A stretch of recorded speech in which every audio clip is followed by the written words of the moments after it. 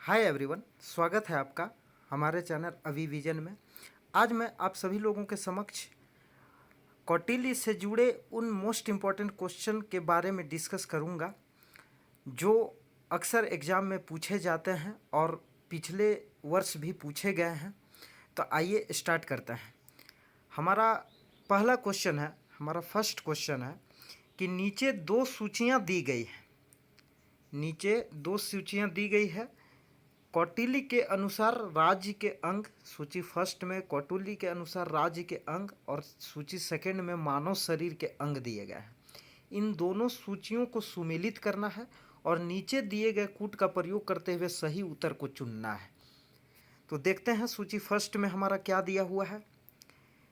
तो सूची फर्स्ट में हमारा है, सूची फर्स्ट में कौटिल्य के अनुसार राज्य का अंग दिया गया है कि कौटिल्य के अनुसार राज्य का अंग फर्स्ट है ए में अमात्य, सुहृद, दुर्ग और कोर्स।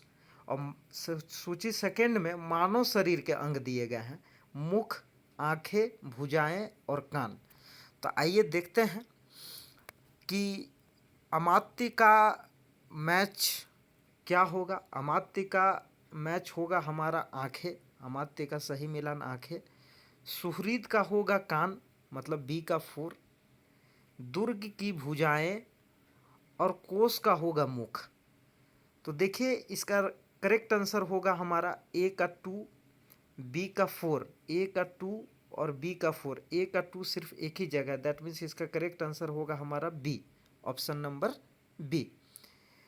तो क्यों होगा? अमात्य की तुलना आँखें से, सुहृद की तुलना कान से, दुर्ग की तुलना भुजाओं से और कोस की तुलना मुख से कौटिल्य ने इन राज्य के अंगों की तुलना मानव के शरीर के अंगों के साथ की है। तो आइए थोड़ा जानकारी ले लेते हैं कौटिल्य के बारे में, थोड़ा एनालाइज करते हैं इसको। देखिए, प्राचीन भारतीय राजनीतिक चिंतन के अंतर्गत राजनीतिक संगठन और राज्य शिल्प और शासन कला और कूटनीति के सिद्धांत अत्यधिक विकसित रूप में आपको देखने को मिलेगा। शासन कला और कूटनीति के सिद्धांत अत्यधिक रूप से विकसित रूप में आपको देखने को मिलेगा। जब भी आप एंशियंट इंडियन पॉलिटिकल थॉट को पढ़िएगा तो उसमें शासन कला, दैट मीन्स कि शासन कैसे किया जाता है, और कूटनीति, डिप्लोमेसी से संबंधित जितने भी थ्योरी हैं, जितने भी सिद्धांत हैं, वो अत्यधिक विकसित रूप में हम लोगों को देखने को मिलता है। और कौटिल्य का जो राज्य का सप्तांग सिद्धांत है वो राजनीतिक संगठन का सर्वमान्य सिद्धांत था। वो एक राजनीतिक संगठन का सामान्य सिद्धांत, सर्वमान्य सिद्धांत था, मतलब जो हर जगह, प्रत्येक जगह माना गया था, हर जगह लागू था, जिसे मनुस्मृति और कौटिल्य के अर्थशास्त्र में विशेष स्थान दिया गया है। राज्य का जो सप्तांग सिद्धांत है वो उसे मनुस्मृति और कौटिल्य के अर्थशास्त्र में विशेष स्थान दिया गया है। क्यों विशेष स्थान दिया गया है? क्योंकि इसके अंतर्गत राज्य रूपी जो शरीर है उसके 7 अंग माने गए थे। कौटिल्य में के अनुसार जो राज्य रूपी शरीर है उसके 7 अंग माने गए थे, और उनके कृतियों को भी स्पष्ट करने के लिए उनकी जो तुलना है कि राज्य के ये जो 7 अंग है, इनके कामों को स्पष्ट करने के लिए इनकी तुलना जो है मानव शरीर के अंगों के साथ की गई। इनकी तुलना मानव शरीर के अंगों के साथ की गई। इस रूपक के अनुसार, अगर इस कॉन्सेप्ट को देखा जाए तो इसके अनुसार राज्य, अमात्य का मतलब होता है मंत्री। अमात्य का मतलब होता है मंत्री। अमात्य का अर्थ होता है मंत्री, मिनिस्टर, जो राज्य की आंखें हैं, जो राज्य की आंखें हैं। सुहृद का मतलब होता है, सुहृद की अभिप्राय होता है राजा का मित्र, जो राज्य, जो मानव शरीर के अंग में ये कान का काम करती है। मानव शरीर के अंग के रूप में देखा जाए तो ये काम कान का काम करती है, दैट मीन्स ये सुनने का काम करती है। कोश राज्य का मुख होता है, कोश जो है राज्य का मुख होता है। सेना जो इसमें नहीं दिया गया है, सेना भी है इनके राज्य कौटिल्य के अनुसार, जो राज्य के अंग हैं उनमें सेना भी है। सेना जो है वो राज्य के मस्तिष्क होता है। दुर्ग जो है वो राज्य की भुजाएं हैं, राज्य की बाहें हैं या भुजाएं हैं, इसको बोला जा सकता है, या इसको पूर्व भी बोलता है। राज्य की बाहें हैं, भुजाएं हैं, जंघाएं हैं, तो इस तरह से इनको बोला जाता है। तो कौटिल्य के अनुसार राज्य के ये 7 अंग थे और सातों अंगों को मानव शरीर के विशेष अंगों के साथ तुलना की गई थी। इस प्रकार हम देखते हैं कि सप्तांग सिद्धांत न केवल राज्य के सावयव स्वरूप का निरूपण करता है, बल्कि ये जो सप्तांग सिद्धांत है यह भी संकेत देता है कि राज्य के किस किस अंग का क्या क्या कार्य है। यह हमें यह भी संकेत देता है कि राज्य के किस किस अंग का क्या क्या कार्य है, ये के क्या क्या कार्य करता है। इसके अतिरिक्त इस सिद्धांत से हम यह भी पता लगा सकते हैं कि किसी राज्य की विशेषताएं क्या क्या है। दूसरे शब्दों में यदि कहा जाए तो राज्य का अस्तित्व तभी संभव है जब उसमें राजा, मंत्री, मित्र, कोष, सेना, दुर्ग और पुर का समावेश हो।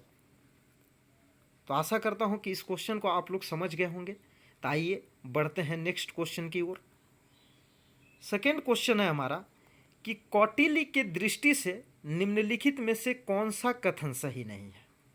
हमको इस क्वेश्चन में ये बताना है कि कौटिल्य की दृष्टि से निम्नलिखित में से कौन सा कथन सही नहीं है, नहीं हो के चूज करना है कि कौटिल्य ने कौन सी बात नहीं की है।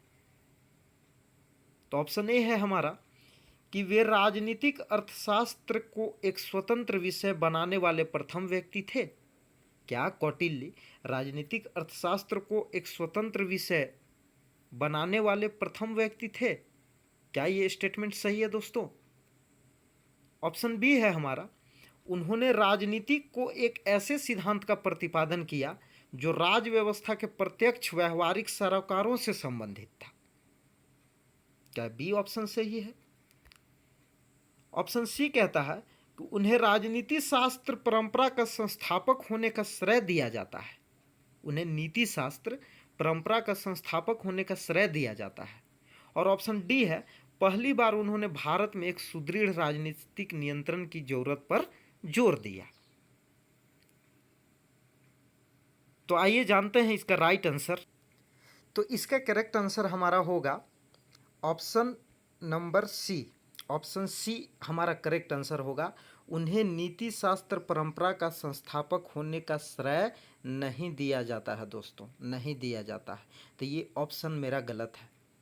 इसमें लिखा है कि श्रेय दिया जाता है और उसमें क्वेश्चन में हमारा पूछा है कि कौन सा स्टेटमेंट सही नहीं है। तो ये स्टेटमेंट सही नहीं है। क्यों? क्योंकि कौटिल्य को नीति शास्त्र परंपरा का संस्थापक होने का श्रेय प्राप्त नहीं है मित्रों। क्यों नहीं है आइए जानते हैं। क्योंकि देखिए, कौटिल्य वस्तुतः वास्तव में अगर देखा जाए तो कौटिल्य एक राजमर्मज्ञ, कूटनीतिज्ञ और राज्य शिल्प के सिद्धांतकार थे। कौटिल्य जो है वो एक राजमर्मज्ञ है, कूटनीतिज्ञ है, डिप्लोमेट है और राज्य शिल्प के सिद्धांतकार हैं। और कौटिल्य ने कूटनीति के जिन साधनों और जिन विधियों का प्रयोग किया उनमें साम, दाम, दंड, भेद का समर्थन भी किया है। उन्होंने साम, दाम, दंड, भेद सभी साधनों का समर्थन किया है और वे इसी दृष्टिकोण की पुष्टि भी करते हैं दोस्तों। वे इसी दृष्टिकोण की पुष्टि भी करते हैं। इनमें साम, दाम, दंड, भेद किसी भी साधनों का इस्तेमाल कर सकते हैं। उनका कहना था कि राज्य शक्ति के संरक्षण को मुख्य लक्ष्य माना जाना चाहिए और राज्य शक्ति के संरक्षण को मुख्य लक्ष्य मानते हुए हम लोग नैतिकता के सामान्य सिद्धांतों को नकार सकता है। दैट मीन्स कि राज्य के जहाँ पर प्रिजर्वेशन की बात है, राज्य के सिक्योरिटी की बात है, तो वहाँ पर सामान्य नैतिकता के सिद्धांतों को गौण स्थान दिया जा सकता है। उन्होंने गुप्तचर व्यवस्था के संदर्भ में भी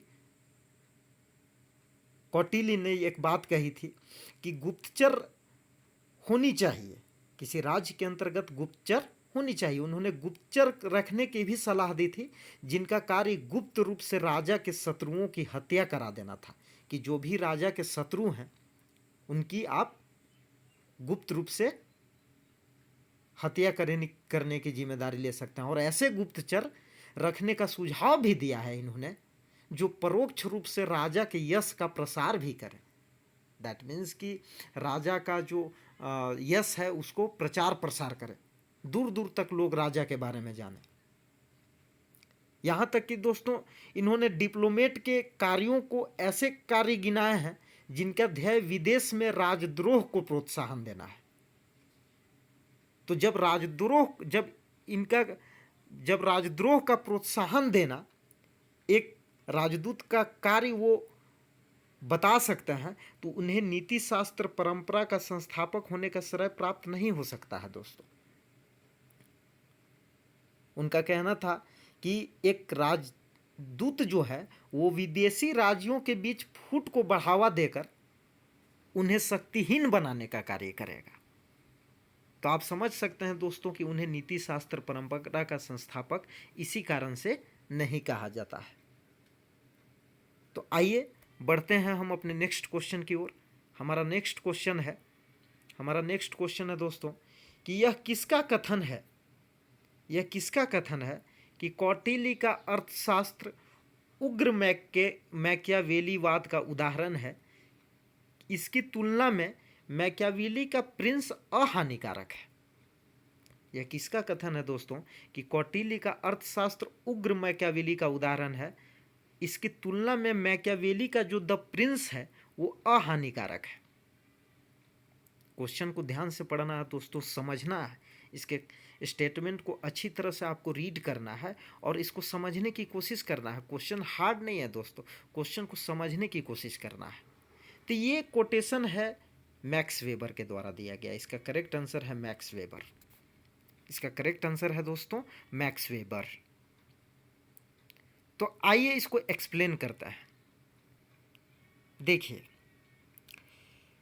जैसा कि मैक्स वेबर का यहाँ पे कथन है दोस्तों कि कौटिल्य का अर्थशास्त्र उग्र मैकियावेलीवाद का उदाहरण है और इसकी तुलना में मैकियावेली का जो प्रिंस है वो अहानिकारक है।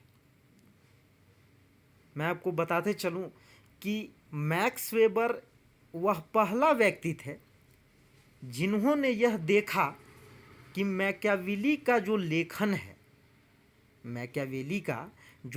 है, उनकी जो पुस्तक है द प्रिंस, मैकियावेली का फेमस पुस्तक है द प्रिंस, उन्होंने यह देखा कि मैकियावेली का जो यह लेखन है, ये जो राइटिंग्स है, वो अन्य सांस्कृतिक और राजनीतिक परंपराओं के क्रूर यथार्थवाद की तुलना में, अन्य जो राजनीतिक और सांस्कृतिक परंपरा रहे हैं उसके क्रूर यथार्थवाद की तुलना में उतना उग्र नहीं है जितना कि कुछ आलोचकों को दिखाई देता है। मतलब कुछ जो आलोचक हैं वो मैकियावेली के प्रिंस को ज़्यादा ही आलोचना करता है। उनका कहना है कि मैकियावेली उग्र यथार्थवाद है। मैकियावेली का जो प्रिंस है वो उग्र यथार्थवाद का द्योतक है। मैकियावेली ने एक राजा को अपने राज्य की संरक्षण हेतु किसी भी साधन का प्रयोग करने पर बल देता है। लेकिन मैक्स वेबर का यहाँ कहना है कि कौटिल्य के अर्थशास्त्र की तुलना में यदि देखा जाए तो मैकियावेली का जो राइटिंग्स है द प्रिंस वो उसकी तुलना में कम हानिकारक है। यहाँ पर अहानिकारक का मतलब कि इसकी तुलना में, कौटिल्य के अर्थशास्त्र की तुलना से ये कम हानिकारक है। यथार्थवाद की तुलना में, क्रूर यथार्थवाद की तुलना में ये, अब देखिए कि कौटिल्य जिस तरह से एक यथार्थवादी बात करते हैं, एक यथार्थ बात करते हैं, उसकी तुलना में एक राज्य के संरक्षण के लिए किसी भी साधन का प्रयोग करने पर बल देते हैं, उसकी तुलना में आप मैकियावेली के प्रिंस को रीड कीजिएगा, उसका स्टडी कीजिएगा, उसका अध्ययन, तो आपको उसकी तुलना में इसकी जो पुस्तक है वो कम हानिकारक प्रतीत होगी। कौटिल्य के अर्थशास्त्र के तुलना में ये कम हानिकारक आपको प्रतीत होगी। देखिए दोस्तों, मैं एक बात और आपको बताते चलूं कि वेबर ने अपने प्रसिद्ध व्याख्यान, उनका एक व्याख्यान था दोस्तों, उसका नाम था पॉलिटिक्स एज ए वेकेशन। उसका नाम था पॉलिटिक्स एज ए वैकेशन। इस कृति में इन्होंने अर्थशास्त्र को, देखिए दोस्तों, इस कृति में इनका जो कृति पॉलिटिक्स एज ए वैकेशन था, इस कृति में इन्होंने भारतीय कृति अर्थशास्त्र को मैकियावेली के प्रिंस से ज़्यादा हानिकारक बतलाया है, मैकियावेली के प्रिंस से ज़्यादा हानिकारक बतलाया है। तो आशा करता हूं दोस्तों कि इस क्वेश्चन को आप लोग समझ गए होंगे। आइए बढ़ते हैं नेक्स्ट क्वेश्चन की ओर। नेक्स्ट क्वेश्चन है हमारा, नीचे दो अभिकथन दिए गए हैं, एक को अभिकथन ए और दूसरे को तर्क आर कहा गया है। नीचे दिए गए कूट का प्रयोग कर सही उत्तर का चयन करना है दोस्तों। देखिए, इस तरह के जो क्वेश्चन है वो यूजीसी नेट एग्जाम में बराबर पूछे गए हैं। तो देखिए, अभिकथन है हमारा कि कौटिल्य मजबूत शासक की आवश्यकता पर बल देता है। क्या ये अभिकथन सही है दोस्तों? और तर्क दिया हुआ है कि उसे समाज में अराजकता के खतरे तथा व्यवस्था स्थापित करने की अनिवार्यता का उत्कट बोध था। तो बताइए कौन सा इसमें अभिकथन सही है या तर्क सही है दोस्तों? इसमें बतलाना है, कूट है हमारा कि ए और आर दोनों सही है और आर ए की सही व्याख्या है। क्या ऑप्शन ए हमारा राइट होगा? ऑप्शन बी है ए और आर दोनों सही है लेकिन आर ए की सही स्पष्टीकरण नहीं है। और ऑप्शन सी है ए सत्य है कि परंतु आर असत्य है। और ऑप्शन डी है ए असत्य है परंतु आर सत्य है। तो बताइए दोस्तों कि कौन सा ऑप्शन हमारा इसमें राइट होगा? तो देखिए दोस्तों, ऑप्शन ए इसमें हमारा राइट होगा। ए और आर दोनों सत्य हैं और आर ए की सही स्पष्टीकरण है। क्यों होगा? देखिए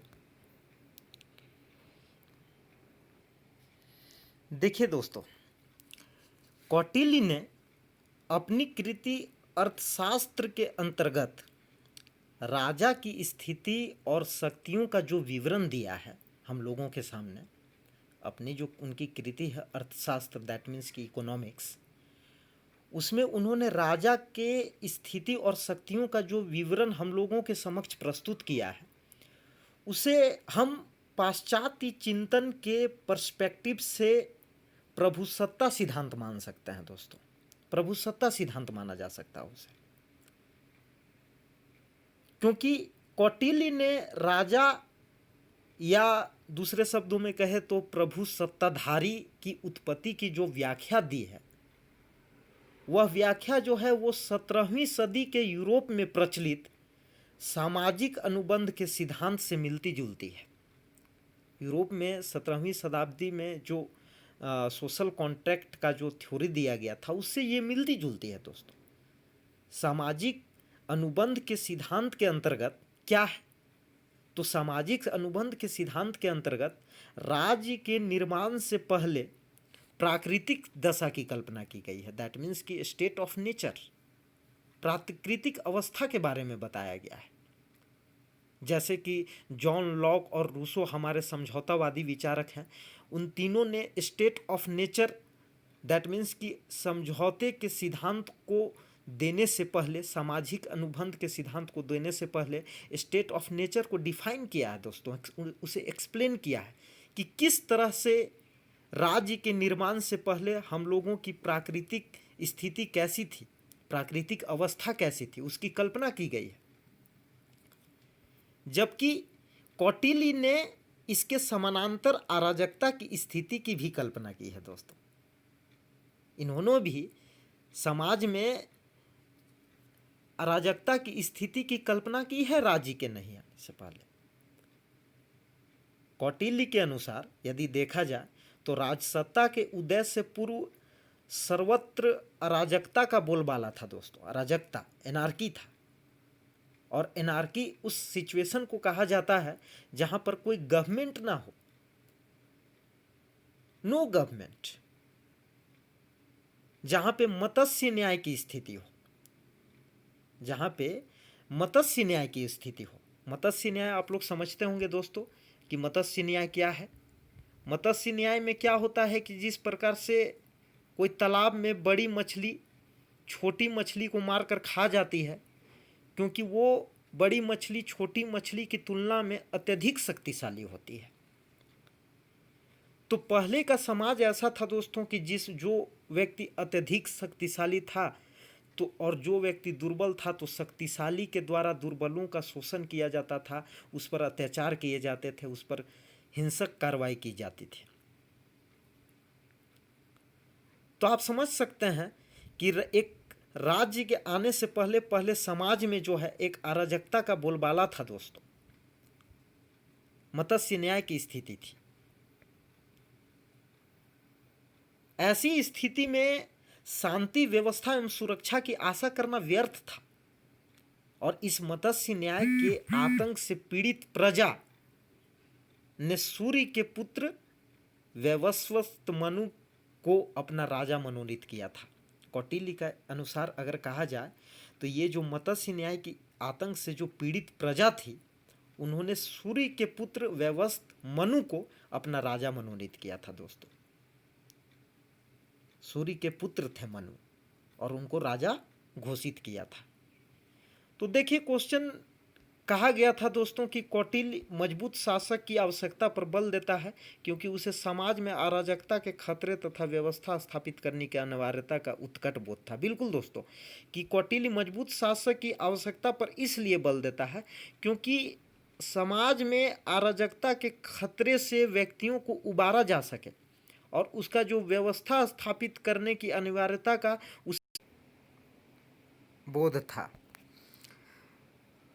तो आशा करता हूँ दोस्तों कि ये क्वेश्चन आपको समझ में आ गए होंगे। तो इसका राइट आंसर होगा हमारा कि ए और आर दोनों सत्य हैं और आर ए की सही स्पष्टीकरण है।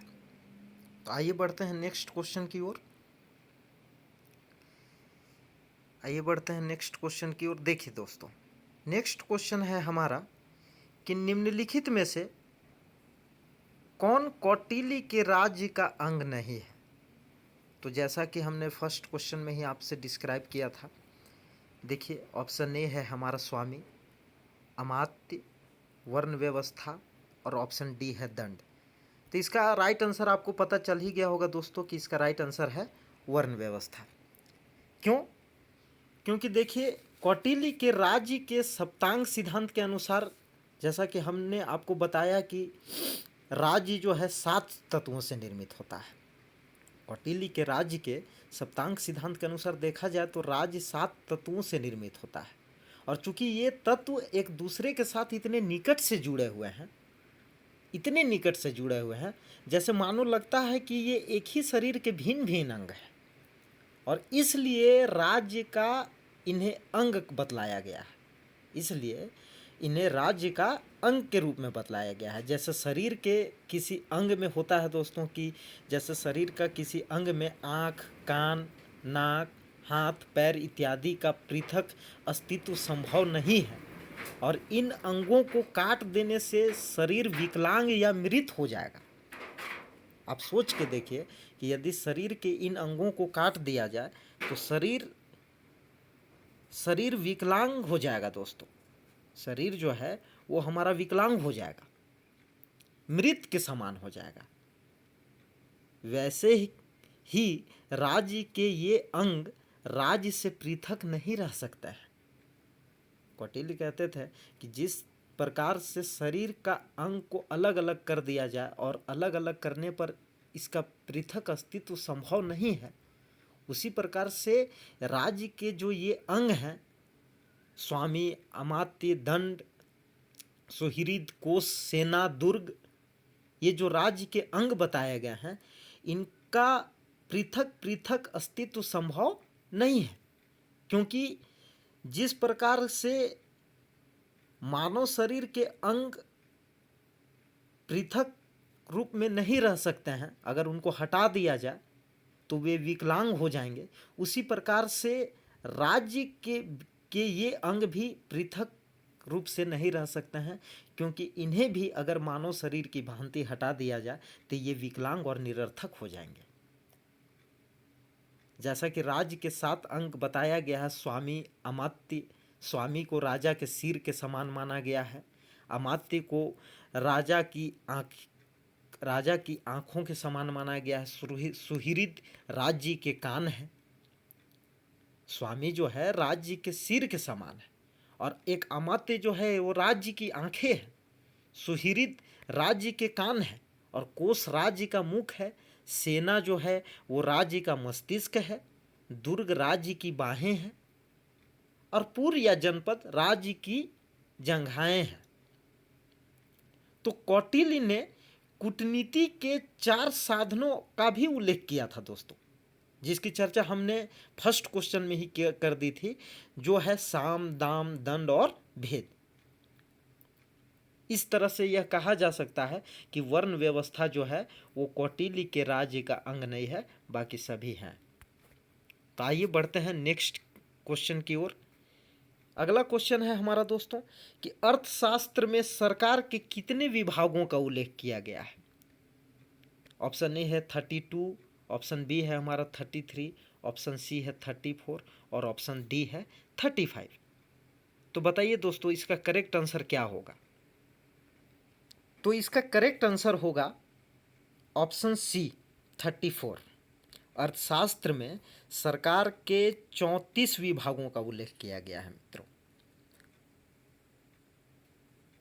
अर्थशास्त्र सम्राट चंद्रगुप्त मौर्य के प्रधानमंत्री एवं विख्यात राजनीतिज्ञ आचार्य चाणक्य की महान कृति है।